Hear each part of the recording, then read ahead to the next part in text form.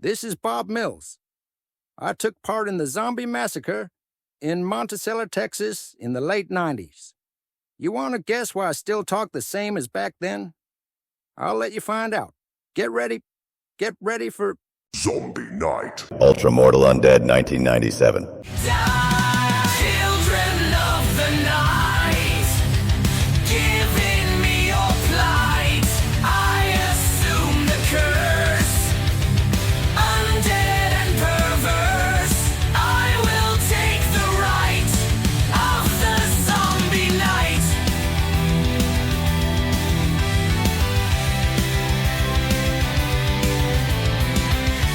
Scene 1. It was an old rusty red Chevy pickup. The thing had been in the family for nearly 30 years.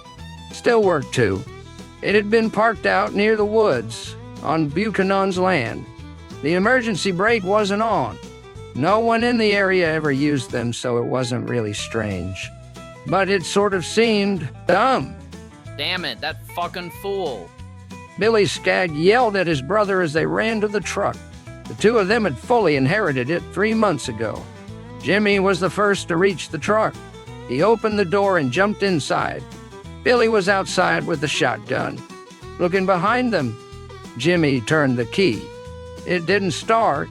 Billy pounded on the passenger door with the butt of the shotgun. Come on, Jimmy. Jimmy turned the key again. This time it started. Billy opened the door and jumped in. He hadn't reached the seat before Jimmy had pressed the accelerator to the floor. Billy shut the door and locked it. Billy stomped the floor and turned to his brother. I can't believe he did that. It's legal to have a no trespassing sticker in front of your land. It is legal to enforce it too. It makes hunting a fucking little bit hard. Jimmy frowned. Yeah, Billy, I guess it does. We'll have to find a new place to get that done. Their kind of hunting probably didn't sit real well with people like Jake Buchanan. If he would have caught them, they'd be in deep shit. They were lucky that they'd heard him in time. He was talking to his dogs, the 3 German shepherds. He'd yelled out in their general direction. Apparently he'd heard them rooting around, but he didn't know who they were. They heard him start toward them too. That's why they had hightailed it out of there. Billy had been ready with the shotgun to make sure that Jake couldn't report them. As a last resort, they reached the road in about a minute. Jimmy was still flooring it. The red Chevy crashed through Buchanan's fence and came out onto the cracked pavement. Yeehaw. Jimmy couldn't help himself. He had to say it. Billy joined in the hollering and thrusted his hand out the window and extended his middle finger. Then he grabbed the shotgun from the floor and stuck it out the window. He fired it into the air. Scene 2. The Monticello funeral home was dark. That was probably because it was 9 at night. Only dead people were expected to be there, and they didn't need much light. Dead people weren't the only beings in the building. The resident mortician and owner of the funeral home was there too. Daniel Blaine was a quiet man. He had a thin, pointed nose that fit well on his clean-shaven head and face. He was also slender and somewhat of a recluse. He had a small bedroom that he'd added onto the funeral home, but he'd just as soon sleep in the chapel. As one might expect, he was not married, never had been. He was in the chapel, sitting cross-legged style, when he heard the doorbell ring. His shirt was off and his belt was unbuckled. To his side was a magazine, Rolling Stone issue #729. He closed it and shoved it under one of the pews. Then he got up and clapped. The lights came on all through the funeral home. Then he went to the door. Through the eye hole, he saw his 2 redneck employees, Jimmy and Billy Skagg. They both had brown hair and beards.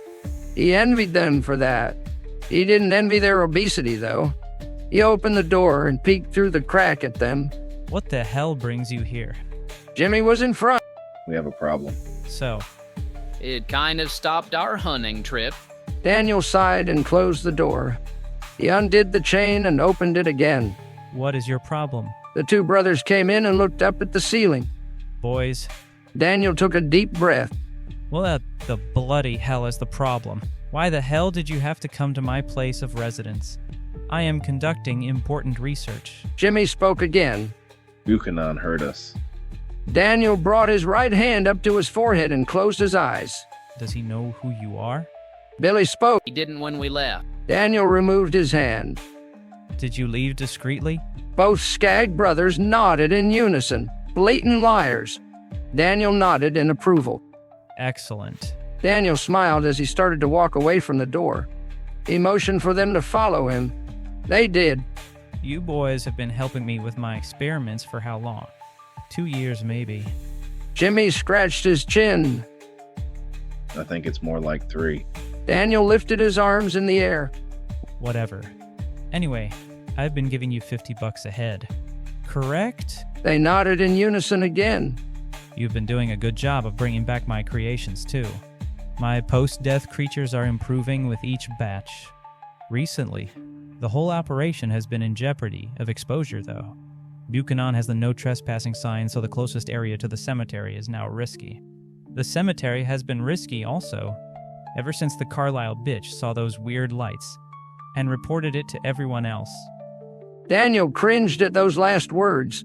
Jane Carlisle was a middle-aged woman that worked as a waitress in a local diner. One night a month ago, she had seen some strange lights in the cemetery. These were probably the variably colored eyes of his post-death experiments. He was creating them through a mixture of necromancy and biological science. His specimens were often the people that he was entrusted with for burial. His was the only funeral home in the county, so he got plenty of customers. He didn't do cremations either.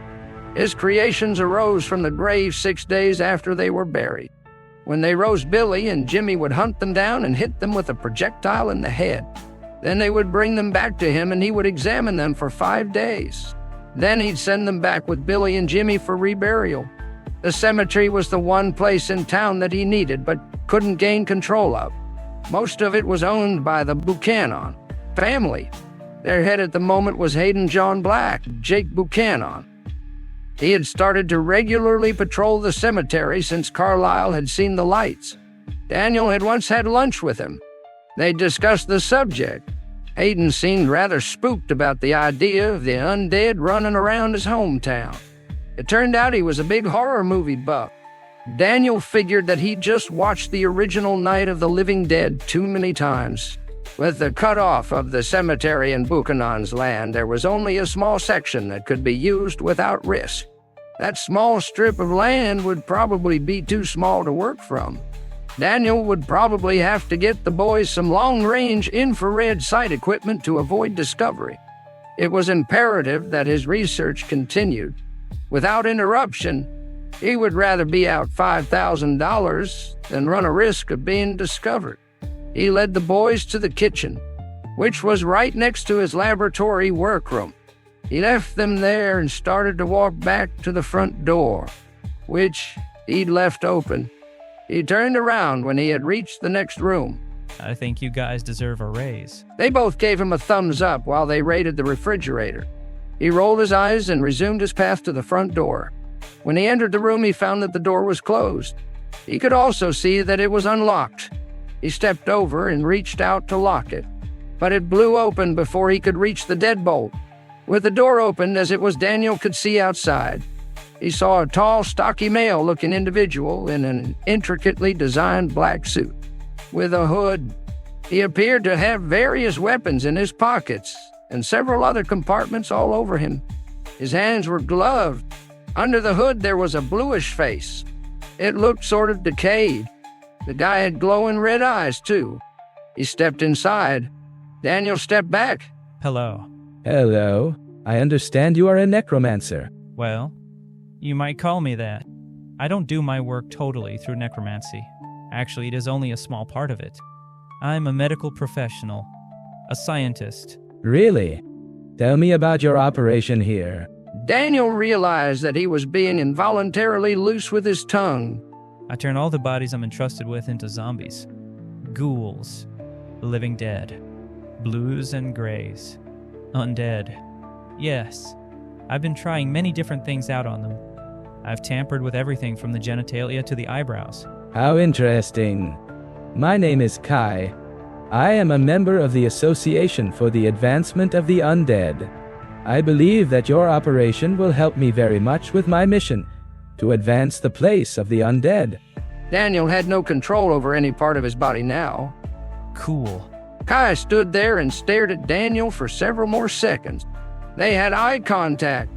With the use of your creations and those that I will soon make myself, I can take the whole town. I believe you call it Monticello. Anyway, I can take the town and then use the amassed forces to take other towns. Right now, I'm going to let you out of my control for a short time. Then destroy you, ending your life. Kai looked away from Daniel. Daniel spun around and sprinted away. Billy, Jimmy, get the hell out of here. There's a zombie that... He had nearly reached the kitchen when he felt a heavy blow on his back. He fell to the floor. He then felt a sharp sting on the back of his neck. Then his mind went blank. Kai's tendril receded from the back of Daniel's neck. Then it receded to an area right below his gloved left hand. He had just absorbed all his knowledge. He imagined that the two rednecks had moved as soon as Daniel had yelled. They were probably out of the house by now. His red eyes turned black, and a glowing sphere appeared above him. It bathed the whole house in a bright red light. All the corpses currently in the house stood up and began to tear their way out. Jimmy had gotten a head start on Billy. They both ran like hell when they heard Daniel. He'd just taken a different route out of the house. He'd looked back and seen all of them. There were about 20 of the blue-skinned zombies. They only had 5 shells. The ones they'd hunted weren't strong or anything, but these seemed different. He didn't think Daniel had anything to do with them.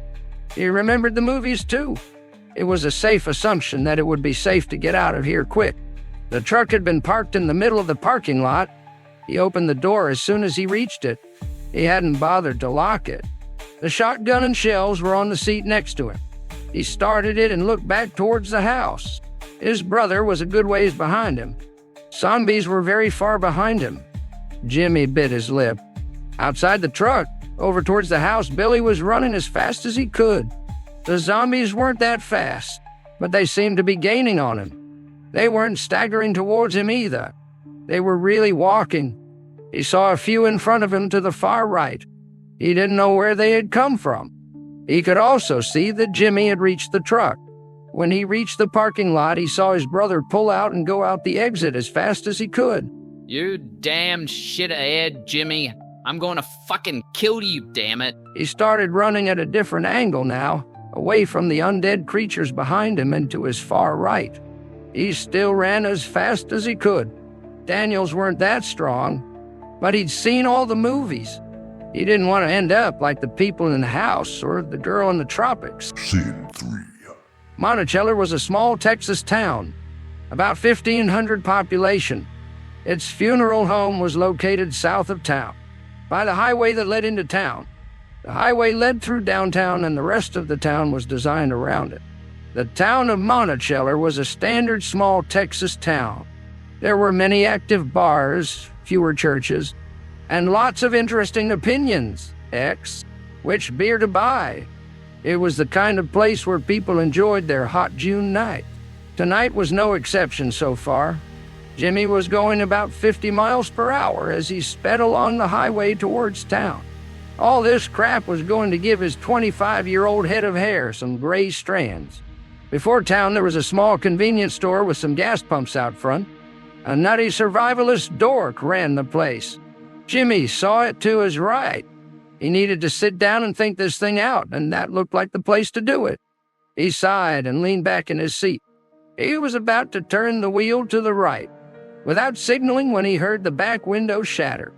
2 hands that had been blued by rot grabbed him by the neck and twisted. There was a crack, and then they let go. Jimmy slumped forward. The truck turned right. Bob Mills had owned and ran the gas and grocery outside Monticello for quite a while.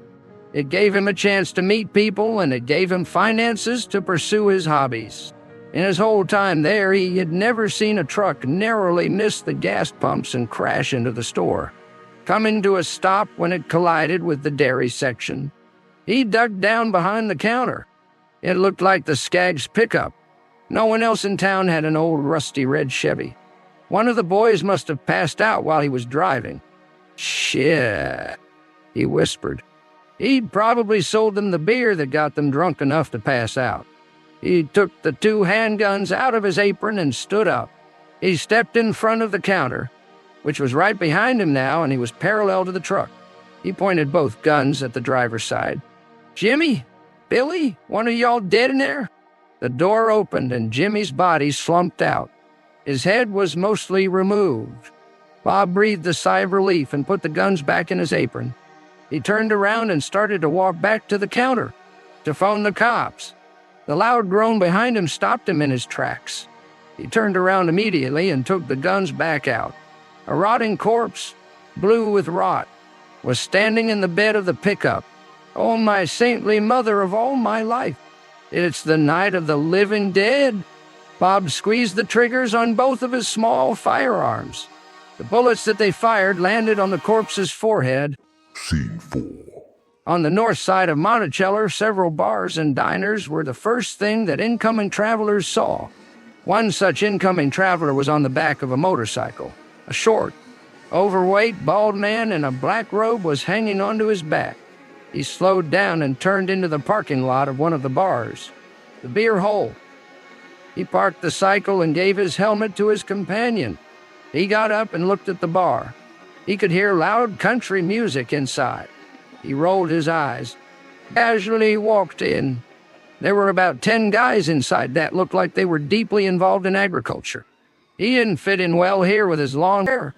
His black leather trench coat didn't help him blend in too much either. He took a seat at one of the vacant tables and ordered a beer. A pretty young waitress brought it out to him. She had short black hair. He took a deep breath. He gave her a 20 and then took a sip. "Hey, buddy." He looked up from his drink. 3 of the guys were standing in front of him. The tall, stocky blonde had addressed him. He took another sip of his beer and rolled his eyes. "Buddy, that's interesting." The blonde looked back at his companions. "We've got a regular Professor fucking philosophy here." He sighed and drank some more of his beer. "Hey, buddy." He kept looking straight ahead while he drank the last of his beer. The blonde knelt down by the table and got right in his face. "Hey, buddy, you don't look like you are from around here. You must not be a country fan. I guess you're one of those losers that likes heavy metal." He sighed. He took his glass in his right hand. Then he frowned and put it back on the table. He backed his chair up and then sat up. He started to leave, but his way was blocked. His 3 visitors had moved in front of him. The blonde one spoke again. "We don't like douchebags that like weird music around here." He kneed the blonde in the crotch and threw him to the side. Then he pulled out a long knife from his trench coat about the length of a man's waist, and "Anyone else who screws with me will get... Wait. Things are going to get very dangerous here soon. Just stay away from me." He nodded to the bartender and walked out. He stood right by the door and put the knife back in his trench coat. 5 minutes later, his 3 visitors came out. They walked by him and didn't look in his direction. "Hi, I'm a zombie hunter." They stopped and turned around. The air was filled with violin music. It was a slow song. The source seemed to be very close. "You are all gonna die." He removed the knife from his trench coat and held it up in the air. In stabbing position, the 3 ran away as fast as they could. He smiled. When he got back to the motorcycle, he found that his traveling companion had put away his violin. He sat down. "That was a nice number, Gregor." The little man spoke in a serious voice. "Nothing but the best for you, Kane." Scene 5. "Bob, you're gonna have to calm down." "I told you, damn it. It's the night of the living dead. I just shot one of the flesh eaters. He must have killed Jimmy Skagg. Jimmy's truck crashed into the store. Call the National Guard."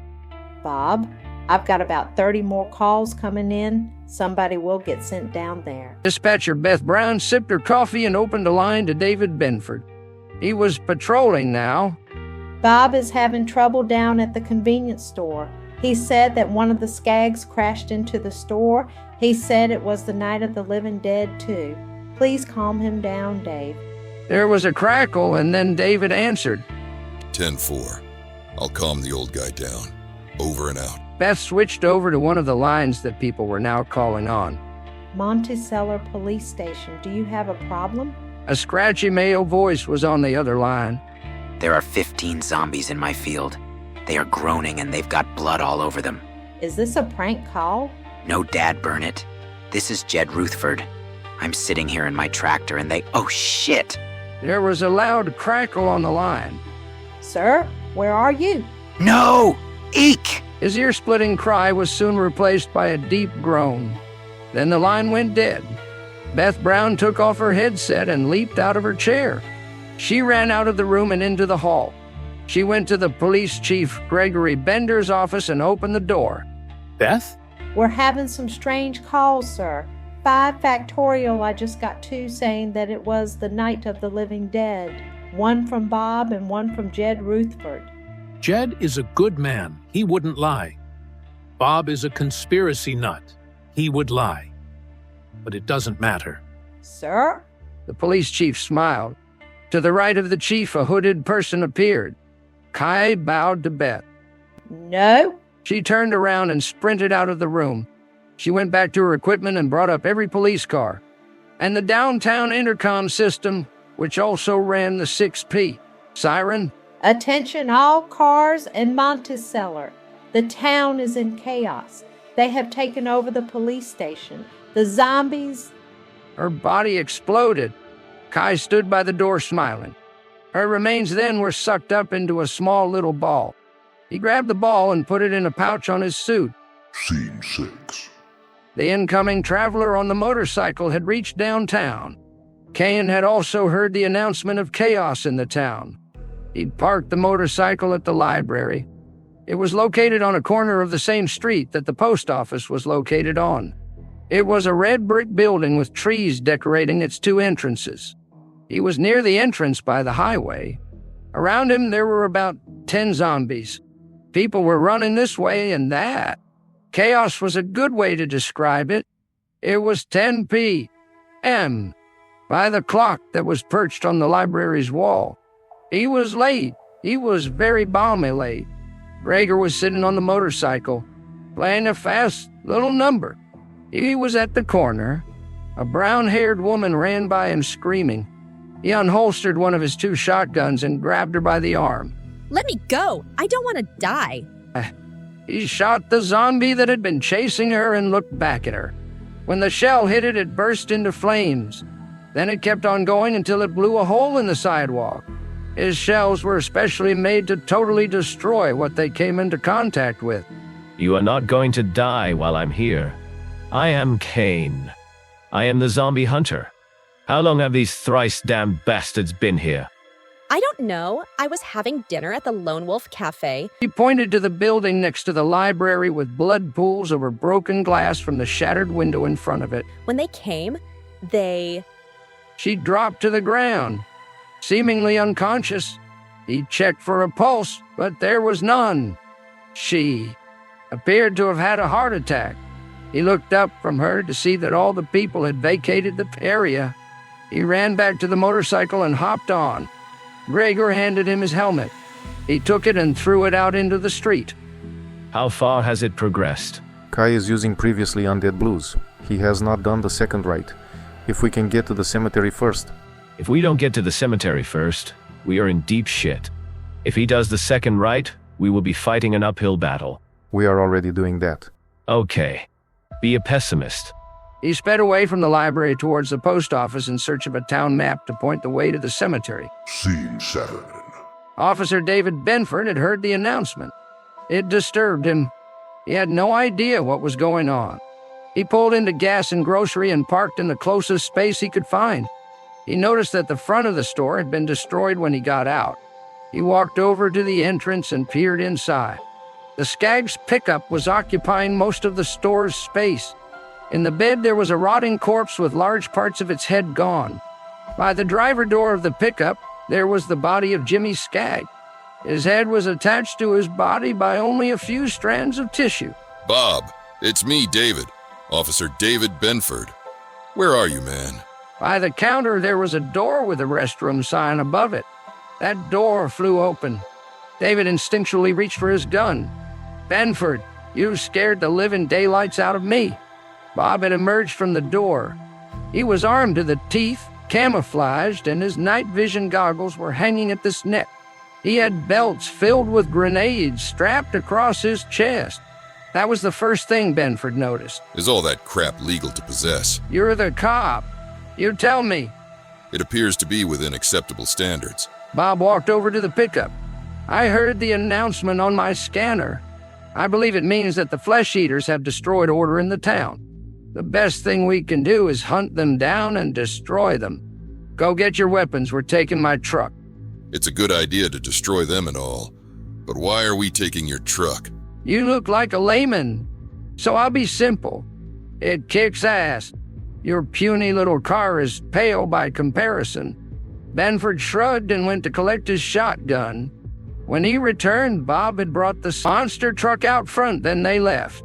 Once they had exited the parking lot, a strange thing happened. The zombie that had been shot in the head twice sat up and walked off into the night. Scene 8. Far outside of town, there was a little wooden house. It was on a small dirt road that led to about 5 other back roads. Once you went through all these back roads, you would reach the dirt road to the main highway. No one had gone to the house in 20 years. No one remembered it. Tick-tock. You have invaded my sanctum. Within the house, there was a large living room. It had a fireplace. An older-looking gentleman was sitting by the fire in a large armchair. Kai had appeared behind him. Good morning, Lucifer. It is still evening. The old gentleman stood up from the chair and grabbed his cane, which he had been leaning on. I see that you are spending your remaining years in peace. Yes, I am. My form has proven to be very fulfilling. I am poised to initiate the second rite. Kai turned away. Behind him there was a loud bang. You whelp! When Kai turned back around, he saw a giant winged demonic creature. You targeted this section because of me, didn't you? You want to become Dankian. He was a weak dissenter, and you will never even get to his level. Kai turned away again and began to walk out. Goodbye, Lucifer. By morning this town shall be mine. You haven't yet initiated the second rite, and if you do, then your attempts to initiate the third rite will be halted soon afterward. Who will halt my plans? In any of your forms you are prevented from intervening. Your opposite number, Kine, perhaps. Kine is an arrogant fool. I will take careful care to destroy him as my plan unfolds. You will still fail. Well, you can keep your petty prophecies to yourself, old man. Kai coolly walked out the door. Lucifer turned back to the fireplace. It began to display images, terrible images. He smiled and turned back into an old man. Scene 9. Aiden had a nice GMC truck. It was dark blue. He liked that color. He'd paid it off without much trouble either. He'd inherited the family fortune with the death of both his parents in a horrendous farming accident 10 years ago. He was now 29, and Rice educated. He had a somewhat muscular build and short blonde hair. It wasn't shaved. It was his inherited finances that allowed him to live well, not his career as a horror writer. He'd been experiencing writer's block for several months now. The recent incident at the cemetery and his new job there were supposed to have gotten him out of it, but they hadn't yet. He was still patrolling the cemetery, in vain hope that it would work someday. That was where he was on the way to. He'd gotten a full tank of gas in the truck that afternoon and been driving around on back roads ever since. It would probably be more interesting to patrol the cemetery in the dark. He was going about 50 on the dirt road that led from the highway to the cemetery. It was nearly 10. A 90-minute tape with Danzig and Type O negative on it was playing on the truck stereo. He was about ready to make his way there. To the cemetery. He took his eyes off the road for a second to eject the tape. The loud scream brought his eyes back to the road. Billy Skagg was running down the road to him. He slowed and came to a stop. Billy ran up to his passenger side door and started beating on it. He rolled the window down. Let me in. They're after me. Billy pointed forward on the road. Who? Those blue zombies up there on the road. Aiden looked and gulped. He unlocked the doors. Then when Billy had got in, he locked them again. Then he rolled up the passenger side window. Thanks, man. Damn, when Daniel yelled at us, I got the hell out of there. Jimmy took the truck. but I got away anyway. Hayden took a sharp right turn and took the truck off the road. The accelerator was pressed all the way to the floor. Hayden, man, why are we going to town? We should be getting out of town. Explain to me exactly what happened. While you're doing it, get the gun out of the glove compartment. Then give it to me. Wait, no, don't give it to me. Don't get it out at all. I don't trust anyone with a firearm now. I guess Daniel may have something to do with the zombies? You might say that off the record. I don't want to go to jail or anything. I doubt that we'll survive that long. Well, in that case, I'll tell you all about it. You're the horror writer guy, so you'll know what to do. Hayden nodded sarcastically. Before I started, I'd like to know why we're going to town. You fail to remember that I have dogs there. In a nice house. He stopped for a moment and concentrated on avoiding random trees in the field they were going through. Oh, I've got a girlfriend too. Billy told him all about it as they crashed through fences and scared cows. Scene 10. Monticello's post office was a large 2-story building. Kane parked the cycle at the top of the stairs leading to the entrance. The doors had been torn off the hinges, so he didn't think anyone would mind. He walked in and took the right door in the entranceway. The walls were 2 stories tall. The floors were divided behind there, though. On the left wall, there was a large southern farming mural. To the right, the room branched off to the front, and this area housed the P. Oh, boxes? And in front of the entryway, they had 2 service windows. There were 2 recently killed people slumped over them. Kane thought this was strange. He thought that most post offices closed at 5, but maybe they were conducting secret experiments or working overtime. Gregor wasn't back of him. He'd been scanning everywhere for a map of the town. He smiled and pointed at the dead people. At least we have proof that the second rite hasn't been performed. Joy. Kane started to scan for the map himself and ignored the scenery. He jumped up onto the service window's countertop. Then he stepped over into the next room. The metal chain doors mysteriously slid down behind him. He pulled out his flashlight and turned it on. In front of him, there were about 50 zombies tearing everything to pieces. Oh, sugarfats, he whispered. They all turned around to face him. He thrust himself backward as hard as he could. The metal chain door he was behind collapsed, and he soon found himself on the floor in front of the service window. Gregor, let's get out of here. Gregor was looking through the pamphlets on a table next to the wall with the southern fanning mural, saw that the zombies were pouring out. They both sprinted out the entrance and jumped on the cycle. Kane holstered his shotguns as he always did when he rode. Gregor threw a stern glance at the entrance. I imagine that they've destroyed any town maps that might have been there. Even if they hadn't, I'm sure we could find one a bit easier than that. What about restaurants that deliver the food they make? That's a great idea. I'll try to find a pizza home. Scene 11. Hayden had reached a road several minutes earlier. He wasn't sure what time it was. He was afraid to learn, too. It's 10:10, man. Shut up, Billy. If I wanted the time, I'd ask for it. Jennifer would be settling down for the night. She would have put his dinner in the refrigerator. Then she'd grab a beer and watch HBO until Letterman came on. That was their usual nightly routine. Then after Letterman, they'd watch Conan. In an earlier time, he would then go to write and she'd read. His recent trips to the cemetery had put a stop to his part, though. He didn't spend nearly enough time with her. You okay, man? How can I be okay? The dead have risen from the grave. How are you okay? I'm used to it. You're used to having your brother abandon you too? Life goes on. The son of a biscuit is probably zombie chow now. And there was probably one of those damn bastards in the back of the truck. You know that what Daniel did with you and your brother's help was against a lot of laws. Ethical, moral, government, natural, physical. I thought you wouldn't hold that against me. I'm not about to turn you in. Like you said, I don't think Daniel could have done this whole thing. He's not really a malicious guy. At least I didn't think so. I bet some more powerful force is behind it. Like the devil. Strangely, that isn't a cliché, but I have a feeling that it is a bit different. Satan is probably barred from doing something like this.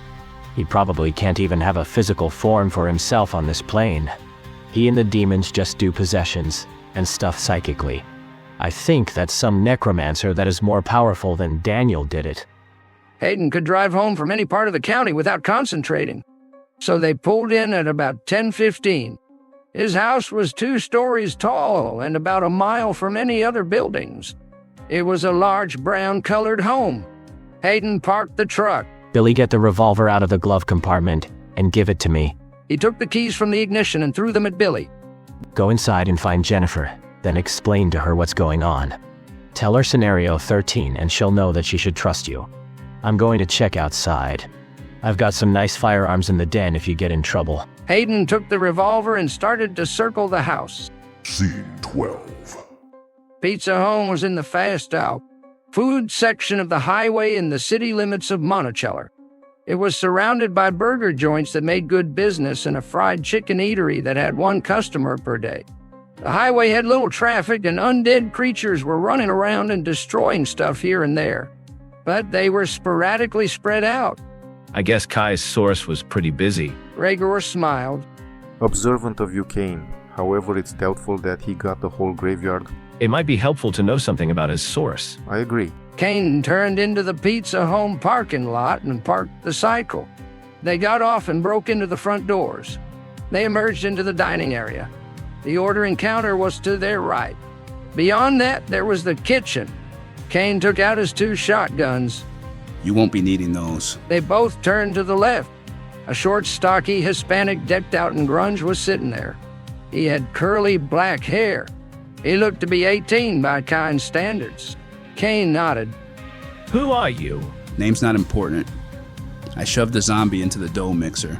He won't be bothering anybody. He killed everybody first, and I was sitting here eating. When he got close, I blew his head off. He pointed to the shotgun he had in his boot. Then I shoved him into the dough mixer. He killed everybody. Kane and Gregor expected him to start crying, but he started to giggle. Gregor looked at Kane with a frown on his face. Kane rolled his eyes. Did they happen to have a map of the town here for deliveries? Sure, it's on the back wall. They waved goodbye to him and walked back behind the ordering counter. They found the map where he said it would be. Then they cracked the glass and tore the frame off it. Gregor rolled it up and put it in a large pocket on his robe. When they got back, their informant was gone. An anarchy sign had been carved on the table where he'd been sitting. They both sighed. Scene 13. Hayden went around the wall by the garage. He had told Billy that he was securing the house, but he was doing something else also. He didn't want his dogs to become zombie chow. He reached the edge of the house and peeked over behind it. The first thing he saw was one of his dog's carcasses being chewed on by a zombie. His other 2 German shepherds were dead. They were sprawled out on the porch. These were the only things that he noticed. The second it registered, he jumped out from behind the wall and raised the revolver. He pulled the trigger.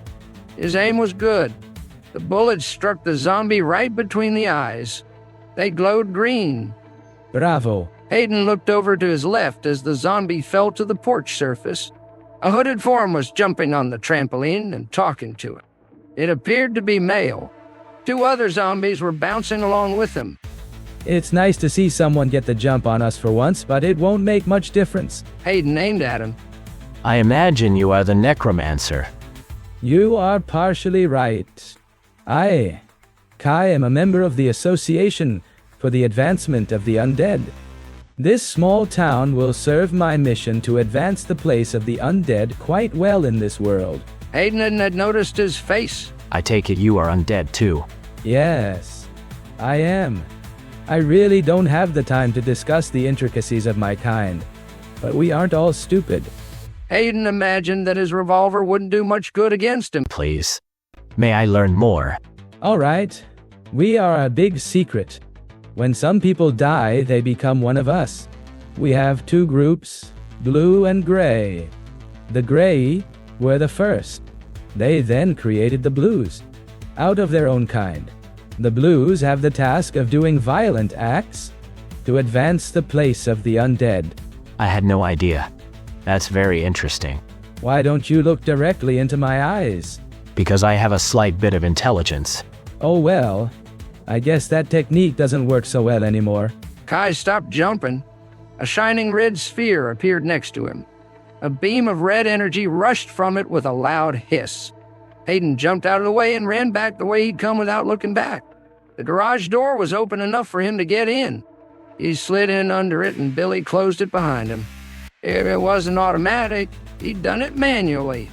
Scene 14. Jennifer Anderson was in the kitchen at the time. She wasn't preparing edible substances, though. On the contrary, she was sorting out all the firearms that she and the owner of the house possessed. She was 29. She had shoulder-length brown hair and a slim, attractive build. She was also Rice-educated. She'd been living with Hayden in his hometown for about a year. He'd been the demented, intelligent one at college who'd memorized sections of Poe and the dialogue to the original Night of the Living Dead. That was what first attracted them to each other. They were so similar. They'd both been English majors. She'd just been sporadically writing since they moved here. He had been in a really productive phase for most of the time they'd lived together. But in the past several months, he couldn't write shit. She had hoped that his recent affixation with the cemetery would bring him out of his block. It hadn't yet, but she had a feeling that what was going on now might do it. If they survived, it was funny that this had happened now. She'd started thinking about their future in the shower this morning. It might be time for them to get married. They were deeply in love. Their finances were intertwined already. There really wasn't any reason for them to not get married. It sucked that they might not live to see their wedding.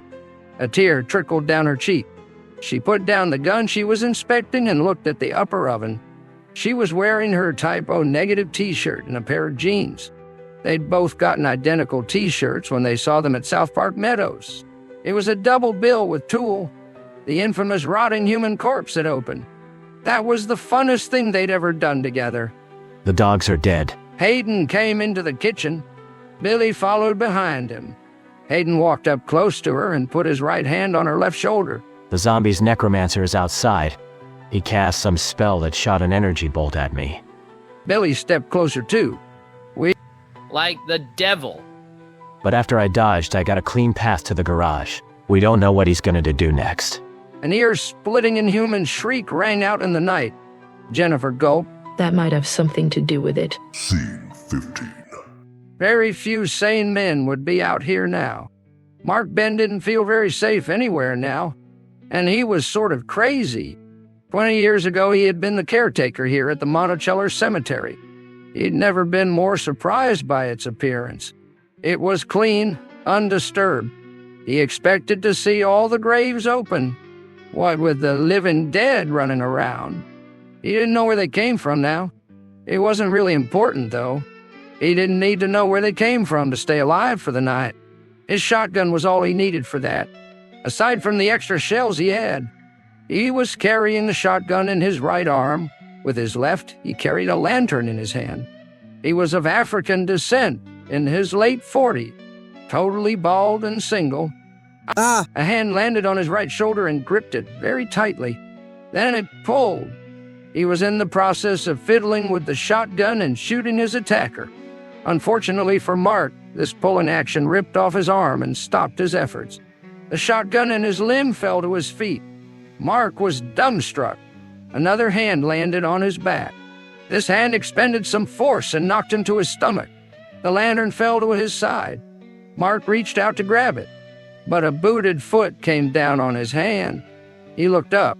A man with gray skin and glowing red eyes and nice clothes was standing there. His suit had gray and black stripes. The man smiled at him. I'm glad we got here early before you got shot in a case of mistaken identity. Mark frowned. Damn it, you nerd. The man gazed up. I'm sorry. I was inducted far before the 60s. Mark grimaced. What the hell's going on? The man smiled again.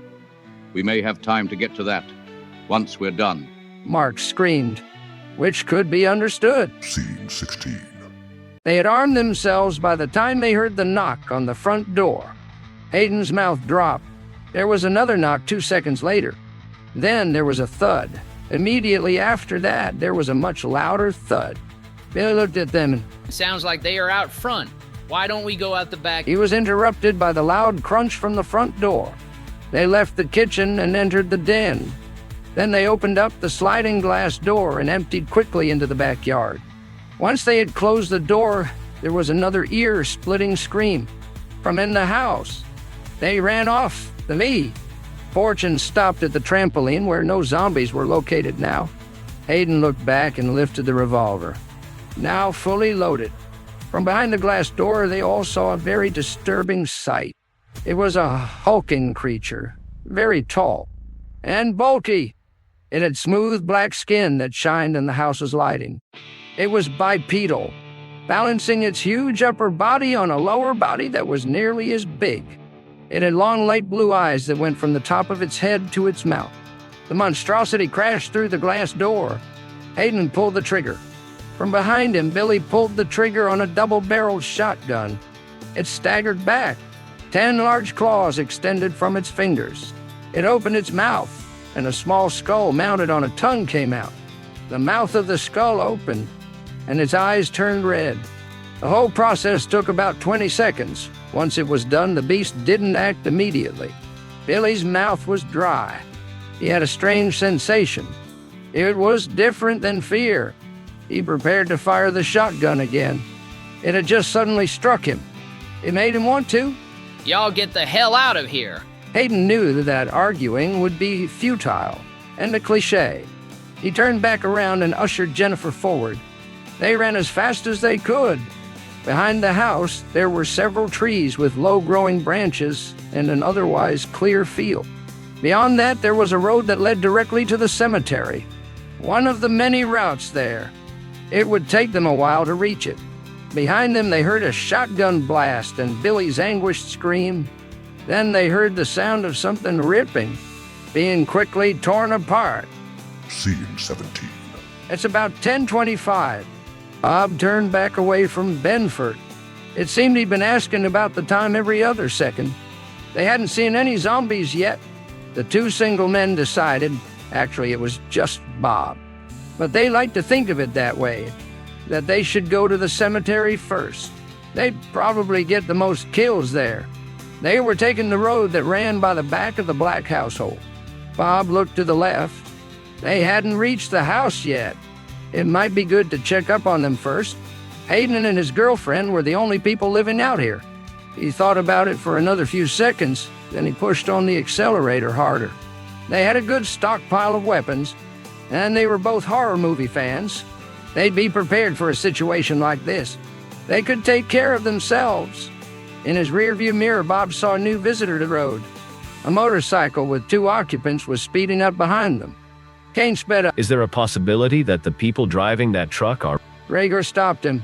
The second rite hasn't even been performed yet, so I imagine that their intelligence and motor skills wouldn't have progressed to that point. It's doubtful that they were already that smart too, since they appear to have been made locally with a low budget. Rager frowned. He should soon be able to make amalgams. I just felt one. It was close, very close. How many zombies did he combine to make it? I can't tell from this distance. Then we'll just have to get closer. Kane accelerated again. He passed the truck. Boy, they're really going fast. Benford looked over to Bob. Who? Now they were fast approaching the area right behind the Black's house. The motorcycle slowed slightly and veered off the highway, in the direction of the large black backyard. Bob was puzzled. Why did they raid? Then Bob saw the 2 people in the field running from a large black thing. He pulled off the road too, on the same side. Benford grabbed the dashboard for stability. What the hell are we doing? We're going off to kill a monster. Kane slowed down and brought the cycle to a halt. The 2 people ran on past him. That left the marauding amalgam of undead creatures running towards him at a very high speed. He stepped off and faced it. He took out his 2 shotguns and fired at its chest. 2 fireballs appeared on the beast, and it was thrown back about 6 feet. When it got up, little red veins were starting to appear all over its body. It was raging now. Nothing could stop its motion forward. He holstered the shotguns and got back on the cycle. He started it and sped away. The truck blazed past him. going towards the rage dead thing. A small object came out of its driver's side window. It landed at the monster's feet. The truck circled back toward Kane. It had reached his side when they all heard a very loud explosion behind them. Kane smiled. Grenades! Rager nodded and looked back at where the amalgam had been. It looked like it had just been programmed to repel force from the front, back, and sides. A massive force from below would and did totally destroy its body. Contrary to popular belief, total body destruction was the only way that an undead creature could be permanently killed. The truck and the motorcycle both came to a stop. The two people had stopped running and were walking back towards the two vehicles. The passenger and driver doors on the truck opened. A well-armed and camouflaged older-looking man got out of the driver's side. A man in a police uniform got out of the passenger side. The man that came from the driver's side walked up to the motorcycle and offered Kane his hand. "That looks like some nice firepower you have there. I'd offer you some replacement shells, but I don't think I have any stock like that." Rager took out his violin and started to play. That's perfectly all right. The weaponry never runs out of ammunition. It's been supernaturally touched. The man stepped back. "What the?" Kane offered his own hand. Forget about it. We don't have much time if you want to save the town and all your lives. The two people had reached them. The male ran up to Kane. This is just a guess. But, are you a zombie hunter? I'm a zombie hunter. The necromancer zombie that started this whole mess is now at or making his way to the cemetery. He used previously undead creatures here to cause general chaos. At the cemetery, he plans to perform the second rite. The first rite gained him control over the previously undead creatures. The second rite will turn all the dead in the area of the town into zombies. It will also enable the zombies to infect others and turn them into zombies. If he has no further opposition, he will then go about performing the third rite. This will turn everyone in the town, dead or not, into zombies. If he succeeds here, then he will go on to other towns and do the same thing. Just with more zombies to start out with. I have no further time for questions. If you want to save your lives, then we need to get to the cemetery. Kill every zombie you can find there, and destroy any ceremonial relics you may see. Leave Kai, the necromancer zombie, to me. To successfully kill a zombie, you have to totally destroy its body. Immobilizing it would be a good substitute since we are pressed for time. I'd just like to know your names before we leave. I'll give you a brief description of Kai, too. They all exchanged their names, and Kane explained the thing to avoid confronting that was named Kai. Gregor. Jennifer and Hayden got in the bed of the truck. Kane started the motorcycle and blazed off toward the cemetery. The truck followed closely after. Scene 18. In the cemetery, there were 3 physical forms of human proportions upright. 2 were gray and undead. The other had been mutilated and was truly dead. The truly dead one was on a pole that had been stuck in the ground in the cemetery's clearing. One of the grays wore a nice jet black suit. He had his black hair up in a ducktail at his back. The other wore a black and gray striped suit. He had a nice little derby hat and a monocle over his right eye. He had a neat little cane also. It had a skull for its handle. They were here as representatives of the whole undead race. They wanted to make sure that Kai didn't act out of line. The monocled one looked at his pocket watch. He's late. He's probably holding out on us to make a good show for the zombie night. The duck-tailed one had looked back over his shoulder to the cemetery gates. They were wide open. They hadn't been open earlier. Sorcery? Is it yours, Cornelius? The monocled one looked up from his pocket watch.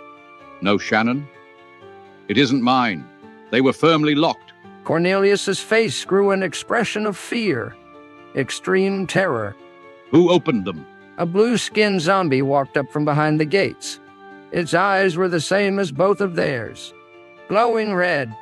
Before they could react, it ripped open the shirt that was rotting upon it.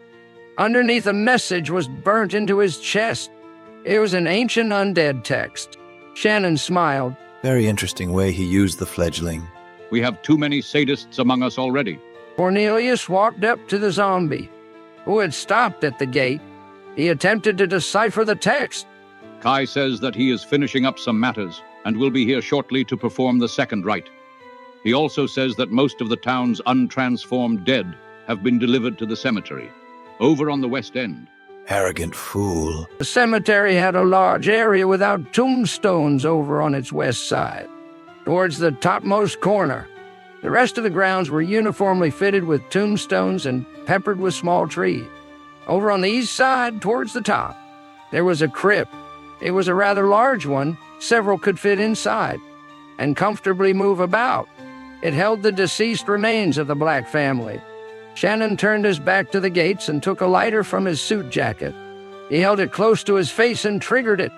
The warmth refreshed him. He let go of it and dropped it. He had a strange sensation. His ultra-raw, magnified sensory perception gave him an odd feeling, something he'd not adapted to immediately. He heard the sound of an engine, fast approaching. As he heard it for another second, he realized that it was a motorcycle. It was coming closer. It got very loud, even for him. He turned back around to face the gates. He blanked out then as he felt his skin sear and turn to ash. After he saw the fireball in his face, a red sphere appeared around Cornelius. The remains of Shannon's body had burst into flames beside him. A motorcycle came through the gates and then came to a halt. The rider had a smoking shotgun-looking device in his right hand. The zombie hunter stood before Cornelius, the single most dangerous threat to the ranks of the undead, vampires being excluded from that term. Undead was used almost exclusively by zombies. The term they used for themselves, zombies, was a bit too limiting also.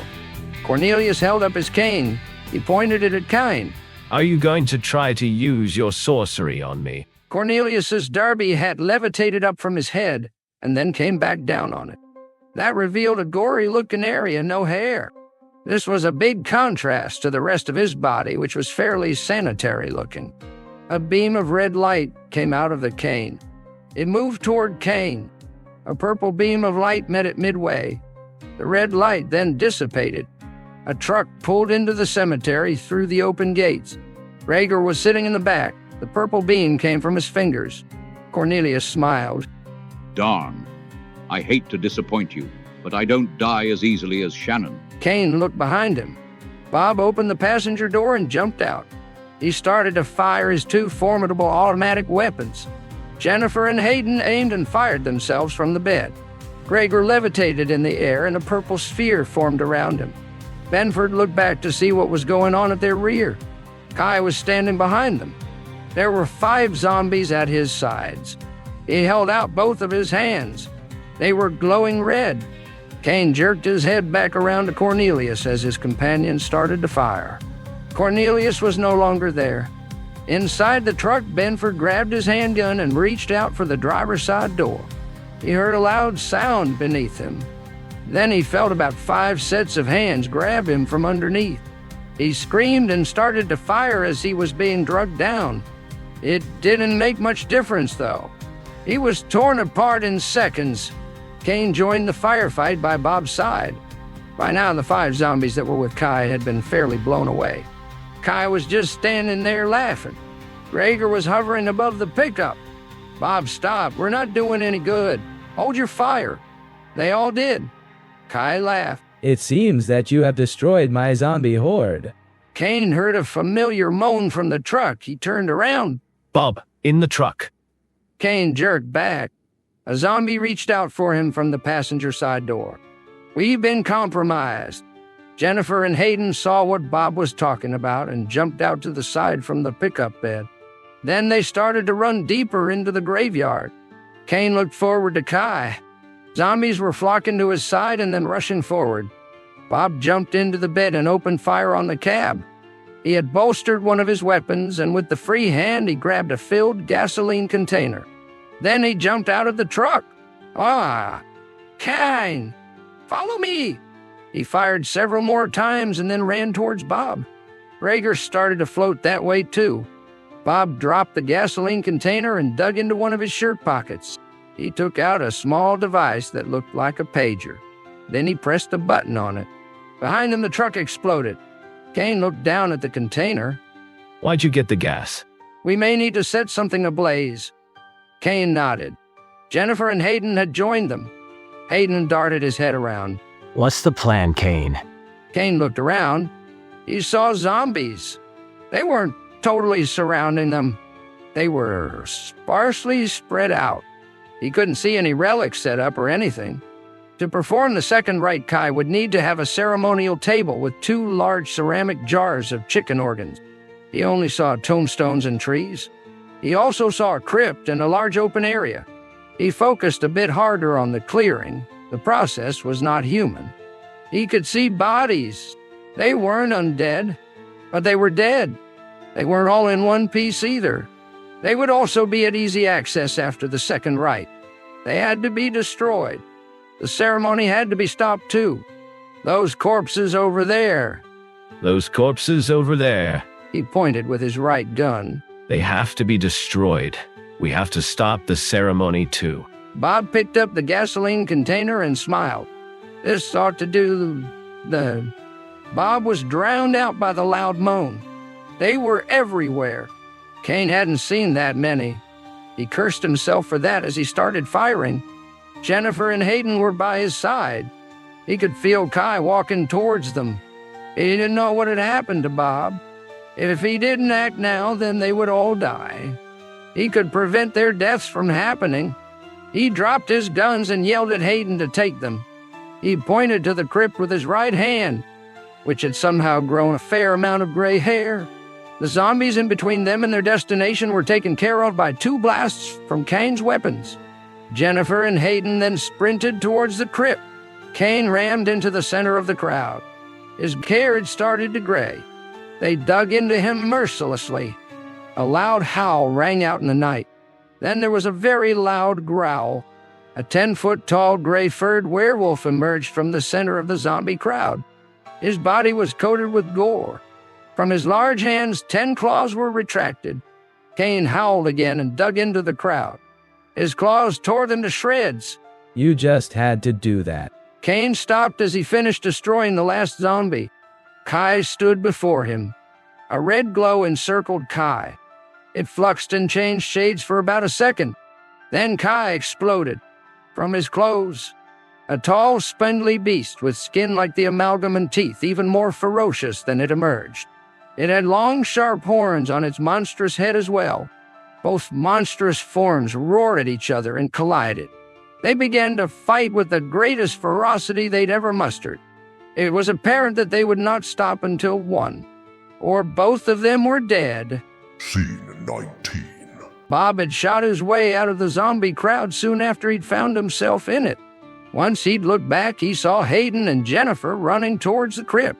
Then he saw a big-ass werewolf start tearing the zombies to shreds. He guessed that it was Kane.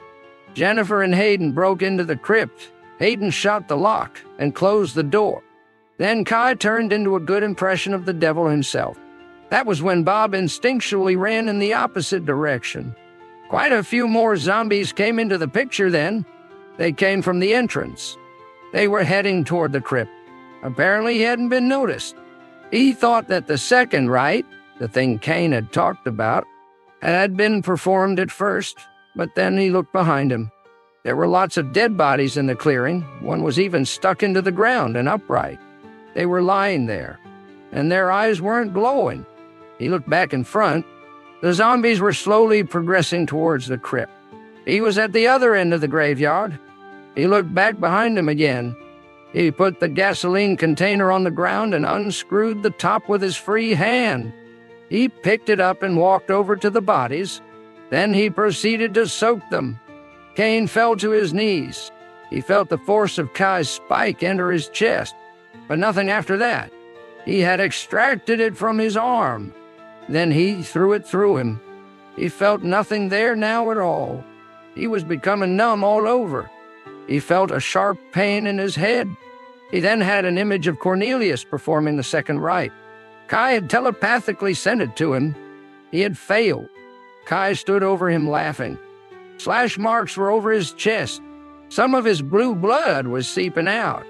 In this form, he did have internal body fluid. Kai had simply hurt him much more than he had hurt Kai. Now the town would be undead by sunrise. He didn't know how long it would be until daylight, but he imagined that he would not remain living for more than 5 seconds. Probably long before the sun came up, he heard a thud behind him. Then he heard an oof. It was Gregor. He had been thrown against something. His hearing was suddenly very acute. Maybe one of his neglected disciplines had surfaced now that he was so near death. He could hear the moaning of the zombies, Kai's deep breathing. They were all very loud too. He could only see white light. He felt himself shudder. Then he felt himself change back to human form. A large hand grabbed him. It squeezed him and lifted him. Then he felt the hand let him go. He had the sensation of flying when that happened. He landed with a thud. The white light had gone from his vision. He could see Gregor lying next to him. The sound of his landing was still ringing in his ears. Right after he realized he had been thrown against the crypt, he felt someone grab him from behind. He saw Hayden dragging him and Gregor in the crypt, and he heard the sound of the door being closed. Behind Bob, the zombies were still going at the crypt. Their presence was the only thing that he had been paying attention to. He was trying to concentrate on doing an evenly spread-out soap job with the gasoline. When he reached the middle of the pile, he finally got to get a good look at the upright corpse. In the moonlight, his vision was a bit low. His infrared night vision goggles wouldn't be helpful since zombies didn't have much body warmth. But he would know the person that he saw stuck to the ground if it were pitch black. It was Mark Ben. They'd gone fishing together as little kids. He couldn't be dead. He just couldn't. The agonized howl behind him interrupted his train of thought. He continued with his soap job and looked down at his holstered weapons. It occurred to him that he was actually getting low on ammo. He heard a real loud, evil-sounding laugh when he was about done. He used the last bit of gasoline and dropped the container. He took out his 2 automatic weapons and turned around. The werewolf was gone. The little fat guy was gone too. He didn't see him anywhere around him and in the air. The most revolting development he saw was that some of the zombies that had been going towards the crypt were now going towards him. He ran over the pile and stepped outside the area that he had soaked. Then he opened fire. Scene 20. It seems my vision has returned. I suppose Gregor is giving me some energy. Kane cleared his throat. They were all in the crypt's entryway. It was fairly narrow. The room that it led to wasn't much larger, though. Hayden was looking out the small barred glass window with one of Kane's old guns in his hands. Jennifer was crouched down in front of Kane and Gregor, who were sprawled against the west wall. Kane was the only conscious one. Hayden looked away from the window. He noted that the zombies were very close. How are you doing, Kane? Kane smiled. I'm applying pressure to my impalant wound with both hands. The hole that was left behind by Kai was rather large. Jennifer frowned. I'm sorry. She had sincerity in her voice. Kane laughed. I'm sure you are. He straightened his face. I'm much sorrier, though, believe me. Hayden knelt down beside him. Since we are all about to die, why don't you explain all of this stuff to us? The truth, please. I've been told a lot of shit tonight that I don't give much credit to. I'll be glad to oblige. Zombies are one of the supernatural races that inhabit the earth in secrecy. Among these races, they are perhaps the most detested. Their origin doesn't help their reputation much either. Long ago, one of the high nobles of hell did a very terrible thing. Dankian, the Undeath, started a civil war over that period's interference code. His proposed actions would definitely spark a premature war between heaven and hell, and significantly lessen the population of Earth. He refused to back down on his ideas and gathered up forces to do battle with those loyal to Satan. His first mistake was made early in the war. Some of his allies were equal to him in rank. When they disagreed with what he thought, he destroyed them. This understandably weakened his support, and he was defeated. As punishment, he and his followers were exiled to Earth. Very few survived the trip between dimensions. When they finally reached this plane, they only numbered 50, including Dankian. They were forced to take the form of corpses. This was early on in prehistory. The activities of Eden had taken place less than a decade earlier. Anyway, they used their black magic, or necromancy in current terms, to gradually increase their numbers. Around the birth of Christ, advances were being made in necromancy. The world was changing. It sometimes became necessary to use brutal force to achieve power, and to remain secret. Here the race was split in half. The blues had skin of a bluish tint, and they were the warriors. The greys had skin of a grayish tint, and they were the librarians, artists, musicians, etc. The zombies all have the same government. It is standard procedure, young serving old. The old are more powerful than the young because they have had longer to gain powers and build their abilities. Every zombie's intelligence grows with age also. What makes the zombies so detestable is their method of existence. They do have their own culture. They've had popular death metal bands, folk singers, and even country bands. Their art is very interesting too, but their ways of existing are distasteful to say the least. While vampires drink blood to survive, zombies eat people to survive. They have to have live meat periodically, or they will cease to exist. When a zombie is first created, it is already stronger than a human, so it can catch its meat. With age, that strength grows. Shape-shifting abilities, and the ability to manipulate the bodies of fellow zombies, can increase with age also if you delve into necromancy. Now, there has been an invasion operation by the forces of the undead. Kai was the sponsor of the invasion. He's even older than I am. I came here because I was needed to stop the invasion. I doubt that I can now. He groaned in pain. Hayden frowned. Exactly who are you?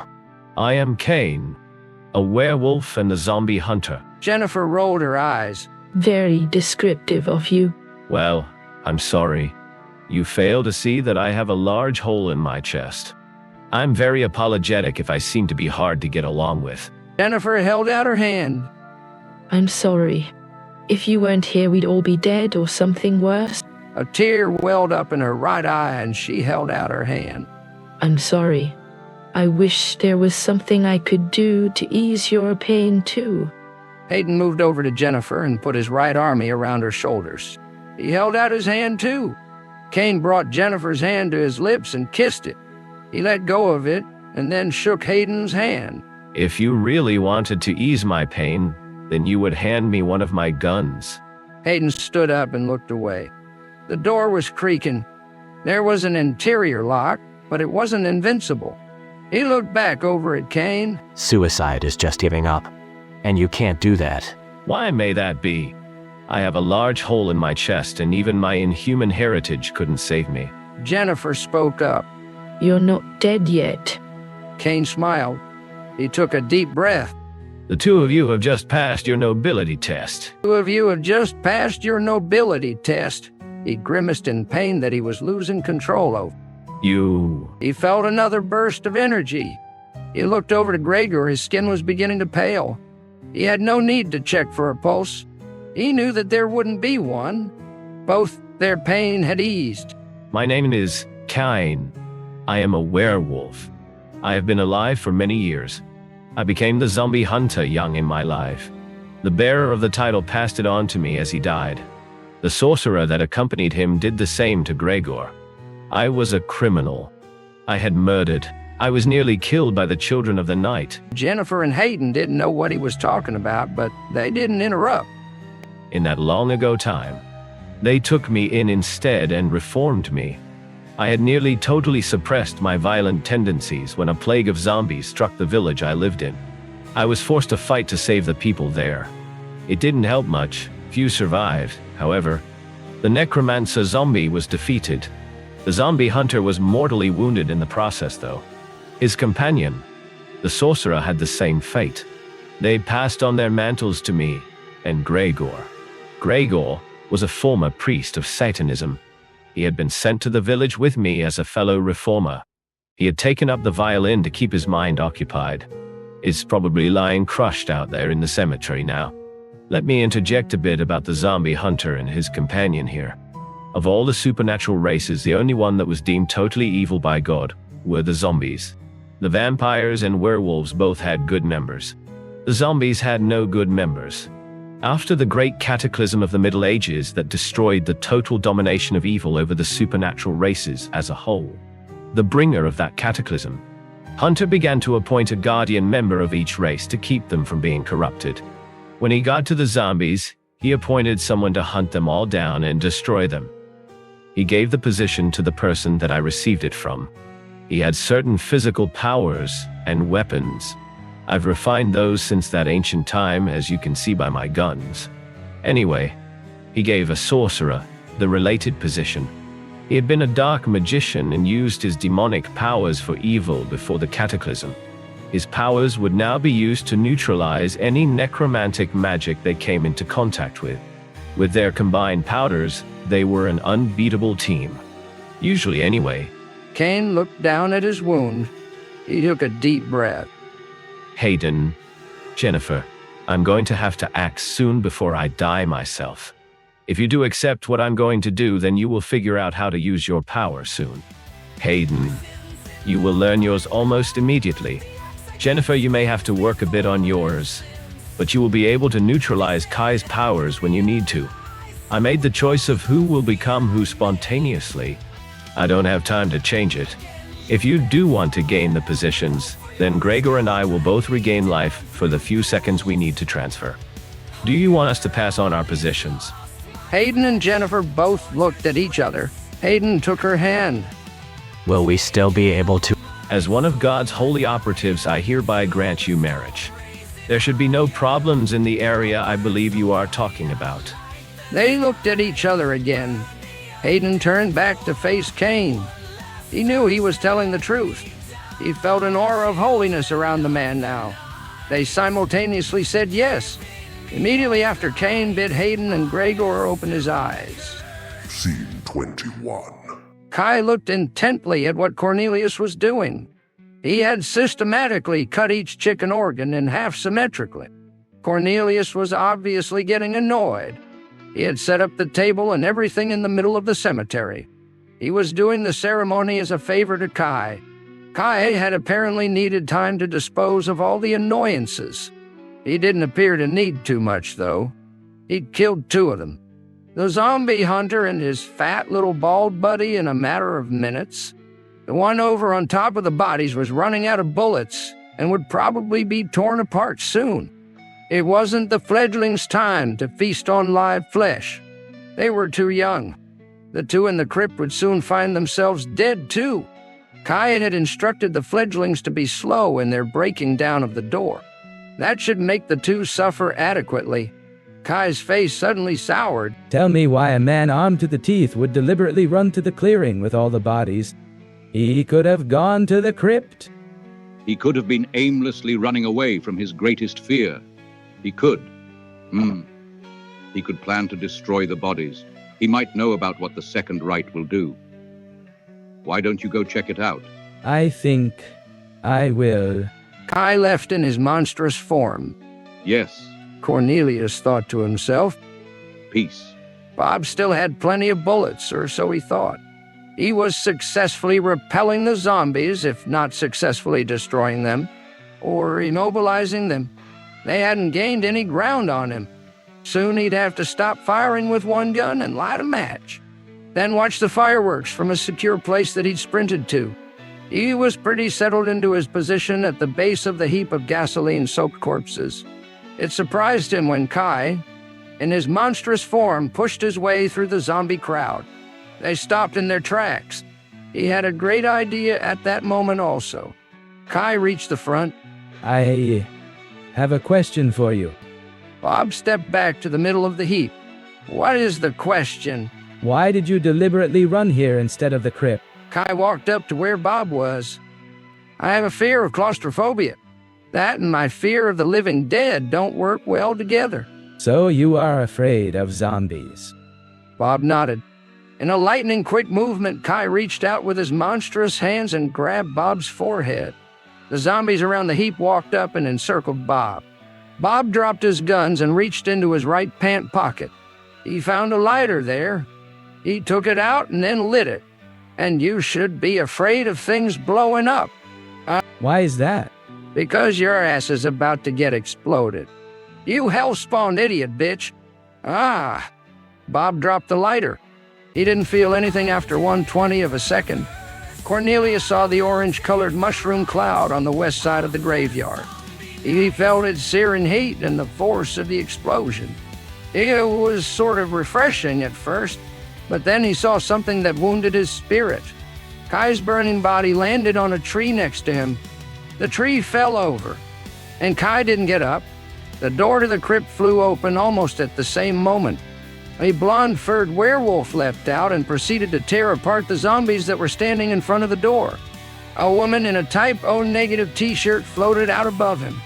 She was encased in a gray sphere. These new images really shocked him. The second rite was nearly done. He had to do one more chant, but he just couldn't look away. Seconds later, he felt the werewolf dig his claws into his chest. This brought him out of his daze. Before he could do anything, he felt himself being torn in half, down his spine. Damn you! Kai stood up. He was badly burned. His exposed skin had a great capacity to turn the stomach. The blonde-furred hoveroo 7 Ulf stuck his tongue out. Kai built up a massive amount of red energy in his hands and released it toward the werewolf. It stopped midway by a gray beam which intersected. He looked up to see the woman in the Type O negative t-shirt. He sighed and lunged at him. He had dispatched of Cain easily enough. This shouldn't be much of a problem. The werewolf ducked out of the way.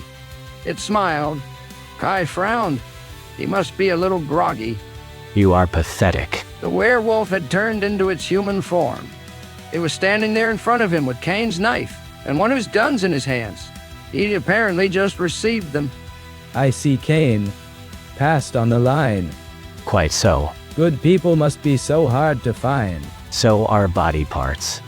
Yours are a bit flimsy, my friend. Kai frowned. The man lowered the gun and fired.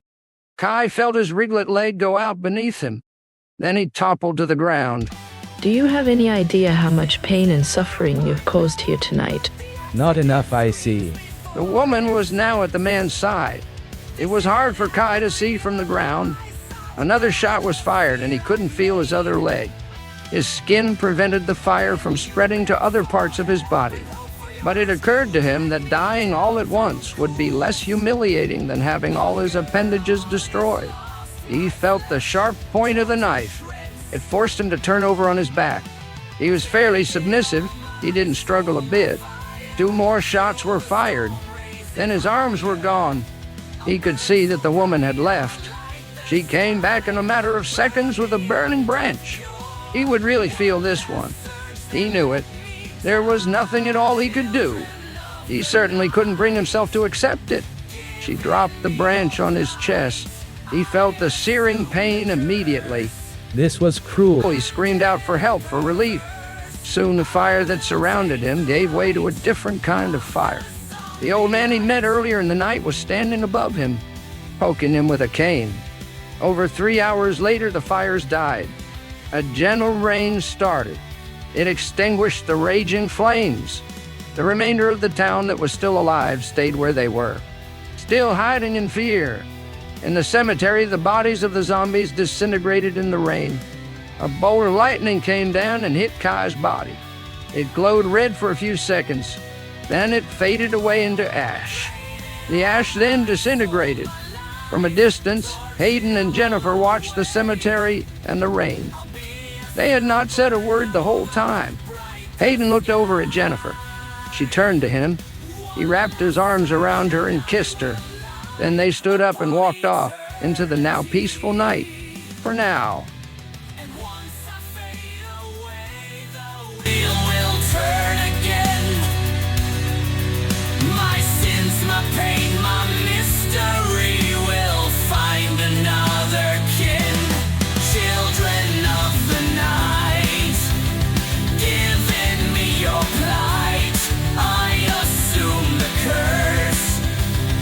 Undead and perverse, I will take the right.